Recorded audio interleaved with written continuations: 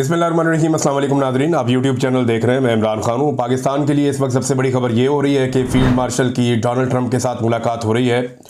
और नॉर्मली जो सियासतदान हैं वो सियासतदानों से मिलते हैं, हुक्मरानों से मिलते हैं, लेकिन अमेरिकन बड़ी अच्छी तरह जानते हैं कि पाकिस्तान में असल में बात किससे करनी है और इक़्तिदार का मालिक कौन है, कौन अर्दली है और कौन हुकूमत में है, कौन इस वक्त पाकिस्तान का निज़ाम चला रहा है। तो मुलाकात जो है वो आसिम मुनीर साहब से करने का फ़ैसला किया गया ट्रंप की जानिब से। ये कोई तय मुलाकात नहीं थी। आसिम मुनीर का दौरा था इनका अमेरिका का, और यहाँ पे कुछ हाई ऑफिशियल से उनकी मुलाकातें थीं जो अब तक मेरे पास दस्तयाब मालूमात है। उनके मुताबिक अमरीकी सोर्सेज ने यह बताया है कि अब डोनाल्ड ट्रंप की मुलाकात आसिम मुनीर से करवाई जा रही है और इसके पीछे एजेंडा एक ही है, और वो एजेंडा है ईरान का। चाहे आपको बाद में कोई कुछ भी कहानी सुनाए, चाहे डोनाल्ड ट्रंप कोई कहानी सुनाए या कहीं से भी है, मामला ईरान वाला है। क्योंकि डोनाल्ड ट्रंप मौजूद था कनाडा में और वहाँ से वो कट शॉट करके अपना दौरा मुख्तसर करके वापस अमेरिका आया, जहाँ पे डोनाल्ड ट्रंप ने कुछ बड़ी इंपॉर्टेंट मीटिंग्स ली और उन मीटिंग्स के नतीजे में फौरी तौर पे ईरान के करीब मशरिक़ वस्ता के इलाकों में अमरीकी जो हलचल है वो मची हुई है। यानी आमदरफ्त जारी है, चीज़ें पहुँचाई जा रही है, यूरोप से कार्गो आ रहे हैं, तो जो हथियार हैं उनकी खेप पहुँच रही है मशरिक़ वस्ता में। ये डोनाल्ड ट्रंप के जल्दी वापस आने के बाद ये हुआ। अच्छा, इसकी वजह क्या है वो मैं आपको भी बता दूं। इसराइल की कैपेसिटी खत्म हो रही है, उस पर बाद में बात करते हैं।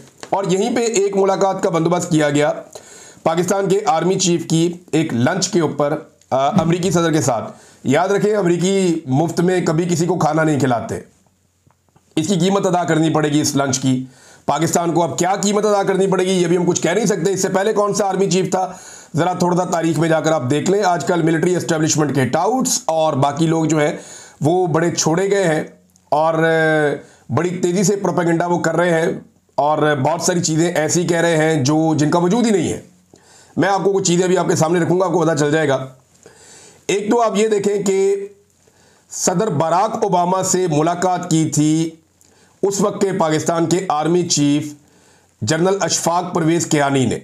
ये मुलाकात मार्च 2011 में वाशिंगटन डीसी में ही हुई थी। तो ये मुलाकात आपको याद होनी चाहिए। आज से 14 साल पहले एक मुलाकात हुई थी और ये एक गैर मामूली मुलाकात समझी जा रही थी। जनरल अशफाक परवेज़ कियानी साहब को एक्सटेंशन भी मिली थी, आप ये भी अच्छी तरह जानते हैं। और इस गैर मामूली मुलाकात के बाद जनाब खबरें ये दी गई कि अफगानिस्तान के ऊपर बात की गई है, दहशतगर्दी के ऊपर बात की गई है, अमरीकी इनखला के ऊपर बात की गई है, पाकिस्तान में अमरीकी ऑपरेशंस के ऊपर बात की। ये चीज़ें जो है वो डिस्कस हुई थी। लेकिन इस मुलाकात के तकरीबन 1.5 से पौने 2 महीने के अंदर एक एबटाबाद में हमला हुआ और ये अमेरिकन ने हमला किया। उसके नतीजे में 2 मई 2011 को एबटाबाद में उसामा बिन लादेन पर अमरीकी नेवी सील्स का ऑपरेशन किया गया था। अब आपको समझ आई। यानी उस वक्त जब आर्मी चीफ मिले थे तो उसके बाद बराक ओबामा के हाथ एक ऐसी चीज़ लग गई थी जिसकी बुनियाद पर वो दोबारा इलेक्शन लड़ा और दोबारा इलेक्शन जीत गया। ये एक बहुत बड़ी कामयाबी थी कि उसामा बिन लादेन को मार दिया गया पाकिस्तान की सरजमीन पे।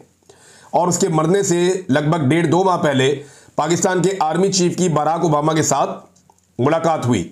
बराक ओबामा इतने शोर शॉट थे उसामा बिन लादेन को लेकर कि उन्होंने बाकायदा एक पूरा ऑपरेशन रूम बनाया था, उसके अंदर बैठकर बाकायदा इस सारे अमल को फिल्माया गया था और अपनी वीडियो भी बनाई थी। बराक ओबामा ने अपने लोगों की भी स्पेशल तरीके से वो बैठे थे और वो एक जंग जैसा माहौल बना के उन्होंने पूरी अमेरिकन की एक पॉपुलैरिटी हासिल करने के लिए, एक पॉपुलैरिटी की एक वेव चली थी उसके बाद।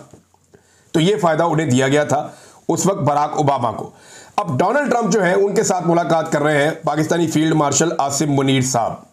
डोनाल्ड ट्रंप क्या मांग सकते हैं, तो ये मामला अब सिर्फ ईरान का है।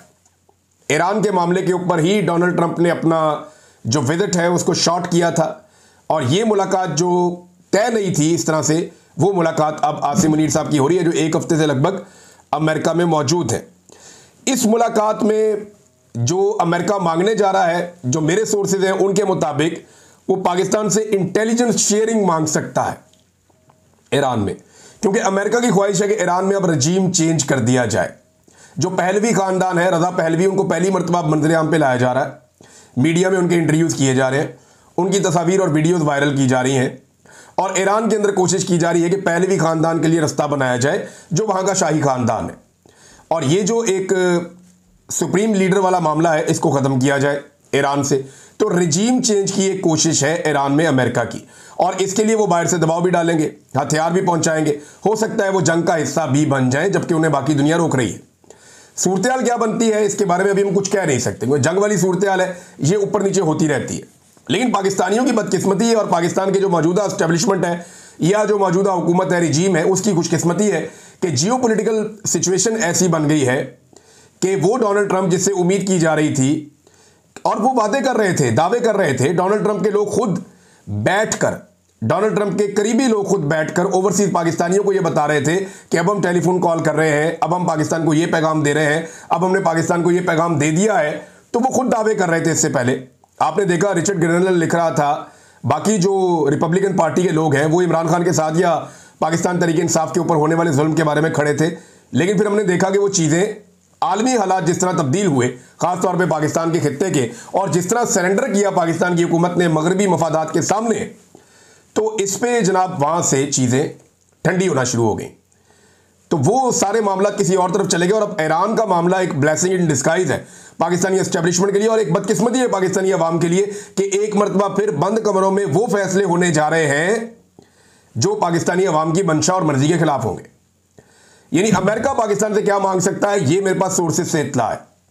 एक, वो इंटेलिजेंस शेयरिंग मांगेगा पाकिस्तान से। पाकिस्तानी बहुत बड़ी तादाद में ईरान में जाते हैं, बार बार जाते हैं, और इंटेलिजेंस शेयरिंग चाहिए रिजीम चेंज करने के लिए ईरान में। ये आप क्लियर कर लें इस मामले को। एक तो वो इंटेलिजेंस शेयरिंग मांगेंगे, क्या कोई फिजिकल मदद वो मांग सकते हैं? देखिए, जब तक अमेरिका फंस नहीं जाता बुरी तरह, तब तक वो कोई फिजिकल मदद शायद पाकिस्तान देने की पोजीशन में नहीं होगा, और शायद वो मांगेगी भी नहीं। लेकिन अगर कोई मदद दी गई तो ये खुफिया मदद होगी, मुकम्मल तौर पे ओपन नहीं होगी। जैसा कि पाकिस्तान ने रूस के खिलाफ जो यूक्रेन की जंग थी उसमें अमेरिका की और यूक्रेन की खुफिया तरीके से भरपूर मदद की है। इमरान खान एजेंडे पे होंगे या नहीं होंगे, इस बारे में एक गैर मुसद्दका खबर मौजूद है, लेकिन उसकी तस्दीक अभी नहीं की जा सकती। मगर मुलाकात से पहले या उसके बाद कोई ना कोई खबर निकल आएगी, और फिर मैं आपके साथ शेयर करूंगा कि एक्चुअली इमरान खान एजेंडे पर थे या नहीं थे। आर्मी चीफ अगर अमेरिका को खुश रखना चाहते हैं ना, आसिम मुनीर साहब, तो उन्हें अमेरिकी मफादात के सामने सरेंडर करना पड़ेगा और अमेरिकन की हर बात माननी पड़ेगी। इस सूरत में वो डोनाल्ड ट्रंप को और अमेरिका को खुश रख सकते हैं। डोनाल्ड ट्रंप का जो बयान आया है ईरान को लेकर, ये इस वक्त बहुत इंपॉर्टेंट है। वो नेतन्याहू की तारीफ़ें कर रहे हैं, उन्होंने पाकिस्तान की भी तारीफ़ की है बिल्कुल इस मुलाकात से पहले, और पाकिस्तान की तारीफ़ करने के बाद उन्होंने इसको ईरान के साथ मामले को जोड़ा है। वो कह रहे हैं जी ईरान के बारे में हम ये करने जा रहे हैं, ये करने जा रहे हैं। पाकिस्तान एक एटमी कुव्वत है, पाकिस्तान एक अच्छा मुल्क है, तो पाकिस्तान की तारीफ़ कर रहे हैं। ईरान के बारे में उनके डिफरेंट राय है डोनाल्ड ट्रंप की, और इसराइल के बारे में उन्होंने वहीं पे कहा कि नेतन्याहू बिल्कुल ठीक काम कर रहा है। और अब वो ये कहना शुरू हो गए हैं कि जो कुछ भी ईरान में हो रहा है उसके पीछे अमेरिका है, और उन्होंने कहा कि हमने नेतन्याहू को कहा है कि वो ये हमले जारी रखे जो ईरान के ऊपर कर रहा है, और नेतन्याहू ने हमले जारी रखे हुए हैं। ईरानी जो सुप्रीम लीडर है वो अभी एक ख़ास मुकाम पे उन्हें ज़ेरे ज़मीन बंकर में पहुंचाया गया है मुतज़ाद इतलात के मुताबिक, और उस एरिया के करीब कहीं पे बताया जा रहा है कुछ धमाके भी हुए हैं और वहाँ पे एक हमला भी हुआ है। लेकिन अभी किसी चीज़ की तस्दीक नहीं की जा सकती। ऐसी खबरें बाद वक़्त यूँ फैलाई जाती हैं ताकि सुप्रीम लीडर की लोकेशन को तब्दील किया जाए और पता चल सके कि वो कहाँ पे मौजूद हैं। लेकिन फ़िलहाल अभी तक जो इतलात आ रही हैं उसके मुताबिक वो महफूज हैं, और ईरान की तवज्जो इस बात पे है कि उन्हें महफूज रखा जाए, क्योंकि उनके ज़ेरे निगरानी ये पूरा रजीम इस वक्त जो ईरान में है वो काम कर रहा है। पाकिस्तान अगर हामी भर लेता है, देखें ना, तुर्की ने हामी नहीं भरी। तुर्की ने तो इसराइली तैयारों को वापस धकेला और वार्निंग दी कि इस तरफ नहीं आना, हमारी फ़िज़ाई हदूद को इस्तेमाल नहीं करना। तो एक साइड तुर्की से आती है। इराक गो के अभी बड़ा कमज़ोर मुल्क है, उसकी फ़ौज भी नहीं है, उस तरह तगड़ा भी नहीं है, लेकिन इराक के अंदर जैसी भी हुकूमत है उन्होंने भी कहा जी हमारी फ़िज़ाई हदूद इस्तेमाल ना की जाए। पाकिस्तान भी अपनी फ़िज़ाई हदूद नहीं दे सकता। समंदर के अंदर जो है वो जो 6 ममालिक हैं मुसलमान मुल्क, जिनके अंदर बहरीन है, कतर है, ओमान है, यमन है, सऊदी अरब है, और ये दीगर ममालिक है जो कुवैत है, ये सारे ममालिक ऑलरेडी इसकी मजम्मत कर चुके हैं जो किया है नेतन्याहू ने। और तुर्की के जो सदर हैं तैयब एर्दोगान, उन्होंने नेतन्याहू को इस दौर का करार दे दिया है हिटलर। उन्होंने कहा जी हिटलर की तरह कर रहा है काम, और इसका हिटलर की तरह अंजाम ना हो जाए। लेकिन जो कुछ नेतन्याहू ने किया उसका जवाब नेतन्याहू को देना पड़ेगा, ये भी उन्होंने कहा। अब ट्रंप के साथ आसिम मुनीर साहब को मिलवाने का फैसला हो गया है। देखना यह है कि आसिम मुनीर साहब ट्रंप को क्या कुछ दे सकते हैं। अगर पाकिस्तान हामी भर लेता है तो इस रीजन में एक बर्फ पिघलना शुरू हो जाएगी अमेरिका के लिए, क्योंकि पाकिस्तान के हामी भरने से बहुत सारे ममालिक जो हैं वो अपनी सोच बदल सकते हैं आने वाले वक्त में। इंटेलिजेंस शेयरिंग मेन चीज़ है। पाकिस्तान कोशिशें करेगा। मैं आपको पहले बता देता हूँ, डोनाल्ड ट्रंप से मुलाकात के बाद कि जनाब हमारी इंडिया और पाकिस्तान के मामले पे बात हुई है, हमारी दहशतगर्दी पे बात हुई है, हमारी बात हुई है, खित्ते के मामला पे ऐसे गोलमोल करके पाकिस्तान ये स्टेटमेंट जारी कर सकता है। मुझे क्योंकि अंदाज़ा है कि ये किस किस्म का स्टेटमेंट जारी करेंगे। ये भी कह सकते हैं कि जनाब जो इंडिया और पाकिस्तान के मामला हैं, कश्मीर का मामला है, उसको रिजॉल्व करने के लिए भी आसिम मुनीर ने बात की है। तो देखें, ऐसा कुछ होने वाला नहीं है। उसकी वजह यह है कि इंडियन मीडिया के मुताबिक इंडिया ने बाकायदा डोनाल्ड ट्रंप को यह बता दिया है और नरेंद्र मोदी ने खुद बताया है कि अमरीकी सालिसी हमें नहीं चाहिए पाकिस्तान के साथ मामलात और कश्मीर के मामलात में। तो अमेरिका इंडिया के साथ बिगाड़ना नहीं चाहेगा पाकिस्तान के लिए। हाँ, ये ज़रूर चाहेगा कि ईरान के मामले में पाकिस्तान अमेरिका की मदद करे। इससे पहले पाकिस्तान ने अफगानिस्तान के मामले में अमेरिका की मदद की, यूक्रेन के मामले में अमेरिका की मदद की, और जहाँ जहाँ पे अमेरिका ने मांगी पाकिस्तान ने हर जगह पे अमेरिका की मदद की है। अब ईरान के मामले में पाकिस्तान क्या करता है? अमेरिका की डिमांड अपनी जगह पे, देखते हैं पाकिस्तान इसके ऊपर क्या जवाब देता है। हैरत की बात यह है कि बिलावल जरदारी, जो अपने आप को एक जमहूरी पॉलिटिकल लीडर कहते हैं, जिनकी माँ भी शहीद हो गई, जिनके नाना भी शहीद हो गए, तो बिलावल जरदारी ने अपने ट्विटर से इस मुलाकात के ऊपर तबसरा किया और तारीफें की हैं। मुझे हैरत होती है, एक तो ये खुद को जमहूरी जमात कहते हैं, एक आर्मी चीफ का क्या काम है दूसरे मुल्क के सरबराह के साथ जाकर मुलाकात करें? ये बातें बेनजीर भुट्टो ने कही हुई हैं। यानी हम सब जानते हैं कि बेनजीर भुट्टो डिक्टेटरशिप के खिलाफ थी। बेनजीर भुट्टो ये चाहती थी कि फौज अपने आईनी किरदार के अंदर रहे और अपनी सिक्योरिटी ड्यूटी करे। ये फौज का काम नहीं है कि दूसरे मुल्कों से जाके तिजारत के मामलात करें, मईशत के मामलात करें, दूसरे मुल्क के साथ जाके बाकी वो मामलात करें जो उनका काम नहीं है। लेकिन यहां पे बिलावल जरदारी जो है वो तारीफें कर रहे हैं आर्मी चीफ की डोनाल्ड ट्रंप से मुलाकात के हवाले से। उन्होंने बाकायदा इसके ऊपर ट्वीट किया। तो पाकिस्तान पीपल्स पार्टी अपनी जमहूरी सोच समेत दफन हो चुकी है। अब ये एक इक्तदार परस्त टोला है जो ये जानता है कि एस्टेब्लिशमेंट की गोद में बैठे बैठे इन्हें इक्तदार मुयस्सर रहेगा, उसके बाद इन्हें इक्तदार नहीं मिलेगा। नाज़रीन, यहाँ पे कुछ ऐसे विजुअल्स भी आ रहे हैं जहाँ से पता चलता है कि हथियारों की खेप लगातार पहुँच रही है और ये कार्गो प्लेन्स हैं जो आ रहे हैं मशरिक़ वस्ता की जानिब से, यूरोप से, और अमेरिका ने भी अपने तैयारे पहुँचाए हैं यूरोप में मुख्तलिफ जगहों पर, क्योंकि यहाँ से वो करीब है, फौरी तौर पर वो अपने तैयारे मैदान जंग में उतार सकते हैं। और अब अमेरिका को कौन कौन से अड्डे में असर आते हैं, अमेरिका अपने बहरी बेड़े जो हैं उनको एक्टिवेट कर रहा है, जबकि चीन के बाद रशिया ने भी अमेरिका को खबरदार किया है। पहले चाइना ने खबरदार किया, अब रशिया ने खबरदार किया है। रूस का अमेरिका को ईरान के खिलाफ इसराइल की बराह रास्त फौजी इमदाद से बाज रहने का इंतबाह, या उन्होंने इसके ऊपर एक वार्निंग जारी की है रूस ने। रॉयटर्स के मुताबिक रूसी नायब वजीर खारजा सरगई रियाबकूफ ने बुध को खबरदार किया कि इसराइल को अमेरिका की बराह रास्त फौजी मदद मशरिक़ वस्ता की सूरत हाल को शदीद तौर पर अदम इस्तेहकाम का शिकार बना सकती है। उन्होंने कहा कि रूस अमेरिका को ऐसी किसी भी मदद फराहम करने या इस पर गौर करने से बाज रहने का वार्निंग देता है। उन्होंने मजीद कहा कि मॉस्को इसराइल और ईरान दोनों के साथ राब्ते में है। हम चाहते हैं कि यहाँ पे जंगबंदी हो और हम तमाम हालात से बाखबर हैं, लेकिन अगर अमेरिका यहाँ पे मदद लेकर पहुँच जाता है तो सूरत हाल किसी और तरफ चली जाएगी। जो खमनई है उन्होंने भी एक स्टेटमेंट दिया है, ईरान के सुप्रीम लीडर। उन्होंने कहा ईरान कभी सरेंडर नहीं करेगा। उन्होंने डोनाल्ड ट्रंप के ईरान को सरेंडर करने की वार्निंग को मुस्तरद करते हुए खबरदार किया कि ईरान कभी सरेंडर नहीं करेगा। अमेरिका किसी भी फौजी कार्रवाई के संगीन और नाकाबिले तलाफी नताइज होंगे। यानी अमेरिका ऐसा करेगा तो फिर अमेरिकी बहरी बेड़े और उनकी यहाँ पे बेसिस हैं उनके ऊपर भी अटैक करने की कोशिश करेंगे। अब अमेरिका को इतनी जल्दी जल्दी ये सारा कुछ क्यों करना पड़ रहा है और इसमें क्यों आना पड़ रहा है, उसकी वजह यह है कि शायद अमेरिका की और इसराइल को यह अंदाज़ा नहीं था कि ईरान के पास ऐसी मिसाइल की कुव्वत है या ऐसे मिसाइल्स हैं जिन्हें वो दाग सकता है, और उन मिसाइलों के बाद जो है वो इसराइल में सूरत हाल मुख्तलिफ हो सकती है। हो ये रहा है कि इन मिसाइलों को रोकने के लिए इसराइल का जो एयर डिफेंस सिस्टम है वो बहुत तेज़ी से एक्टिवेट है, और इसकी एक कैपेसिटी होती है ना, यानी इसकी कैपेसिटी वक्त के साथ साथ कम पड़ती है या ख़त्म होती चली जाती है। अब इस हवाले से एक रज़ी ताहिर साहब का ट्वीट है, उन्होंने कहा कल रात ईरान ने इसराइल पर फतह 1 मिसाइल का कामयाब तजर्बा कर लिया है। इस एक मिसाइल को रोकने के लिए इसराइल ने तकरीबन 12 इंटरसेप्टर लॉन्च किए, लेकिन कोई एक भी इस मिसाइल को नहीं पकड़ सका। ये है वो इंपॉर्टेंट बात कि उनकी जो सलाहियत है रोकने की वो कमज़ोर पड़ती जा रही है। और अगर ये सलाहियत कमज़ोर पड़ती है तो इसमें ये मोहम्मद उमैर साहब ने एक बड़ी ज़बरदस्त रिपोर्ट शेयर की है, और ये अल जज़ीरा और दीगर वाशिंगटन पोस्ट ने भी इस तरह की एक रिपोर्ट दी है। दिनों का फ़र्क है लेकिन बात वो एक ही जैसी कर रहे हैं। रिपोर्ट के मुताबिक 6 रोज़ मजीद अगर जंग रहती है और इसी तरह जो ईरान है वो इसराइल के ऊपर मिसाइल दागता रहता है, तो इसराइली एयर डिफेंस सिस्टम अब मजीद 10 से 12 रोज़, यानी 6 दिन की जंग हो गई है, 10 से 12 रोज़ मजीद सिर्फ इसराइल जो है वो ईरानी हमलों का जवाब दे सकता है या ईरानी हमलों को रोकने की कोशिश कर सकता है।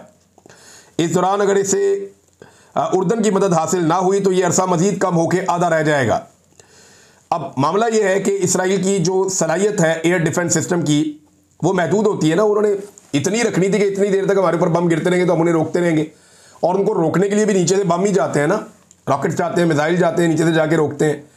अब ये जो आयरन डोम का सिस्टम है या दीगर जो उनके पास एयर डिफेंस के सिस्टम है, उनकी कैपेसिटी ख़त्म होती जा रही है, वो महदूद तादाद में होते हैं और मिसाइलों की बारिश होती जा रही है। तो अगर मज़ीद चंद दिन ये सिलसिला जारी रहता है तो इसराइल रोकने में नाकाम हो जाएगा और मज़ीद हथियार पहुँचने में टाइम लगता है, वो ऐसे इतनी जल्दी पहुँच नहीं सकते। तो ऐसी सूरत हाल में इसराइल को फौरी तौर पर अमरीकी मदद चाहिए, और अब B-2 जो बम्बर्स हैं उनकी इतलात आ रही हैं, दीगर जो हथियार अमेरिका के हैं वो वहाँ पे पहुँच रहे हैं। और दूसरी तरफ ईरान की जानिब से ये दावा बार बार सामने आ रहा है कि उनके पास जो बैलिस्टिक और सुपरसोनिक मिसाइलों का ज़ख़ीरा है वो इतना बड़ा है कि वो बड़े लंबे अरसे तक ये मिसाइल इसराइल के ऊपर बरसा सकते हैं या अपने मुखालिफिन के ऊपर इनसे हमला कर सकते हैं। नाज़रीन, ये सारी लड़ाई जो है वो एक ख़ास मौक़िफ़ को लेकर हुई है, एक ख़ास प्रोपेगेंडा को लेकर हुई है। इसराइल का और अमेरिका का ये मानना है कि ईरान बहुत जल्दी एटमी तजर्बा करने वाला है, और ये बात जो है वो बहुत सारे और लोग भी कहते हैं कि ईरान तकरीबन एटमी सलाहियत बनने के करीब पहुंच गया है। लेकिन हैरतंगेज़ बात यह है कि यही प्रोपेगेंडा इसराइल 1996 से कर रहा है। नेतन्याहू की ऐसी वीडियोस जो CNN पे चली हैं वो CNN ने इकट्ठी करके निकाल के लगाई हैं कि 1996 में, सन 2000 में, 2004 में, 2004 के बाद 2016 में, 2020 में, ये लगातार 2025 तक नेतन्याहू का एक ही स्टेटमेंट आता जा रहा है कि जी इतने महीने के बाद ईरान एटमी सलाहियत बन जाएगा, जनाब इतने हफ्ते के बाद ईरान एटमी सलाहियत बन जाएगा, जनाब चंद दिन रह गए हैं ईरान एटमी सलाहियत बनने वाला है। तो ये जो प्रोपेगेंडा है ये गुज़िश्ता 30 साल से किया जा रहा है। गुज़िश्ता 30 साल से नेतन्याहू बार बार ये स्टेटमेंट देते हैं कि ईरान एटमी सलाहियत बनने वाला है और ईरान किसी वक्त भी एटमी धमाके कर देगा और इसराइल खतरे में आ जाएगा। 30 साल से तो ये हुआ नहीं, और अब अल्टीमेटली इसराइल ने ईरान के ऊपर अटैक कर दिया है।